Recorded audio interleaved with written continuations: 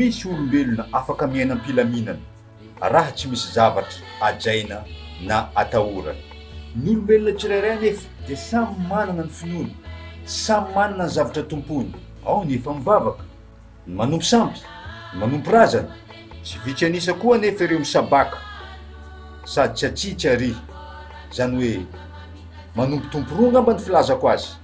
Samy miandrandra famonjena daholo ny zanak'olombelona amin'izao fotoana izao, ary manompo sy mampiasa ireo mba hatongavany amin'ny fiarahamonina tsaratsara kokoa.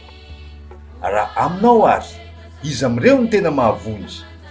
Raha hiteny ianao hoe razana, nefa maro ny namelaka amboty fa mbola tsy miala ihany ny fahasahiranana. Raha hiteny ianao hoe Andriamanitra, tsy vitsy anisa koa ireo efa mivavaka nefa mbola tsy mety mahita mangirana amin'ny fiainana. Ka hoy aho hoe anao ny safidy, ao anatinao no misy ny finoany.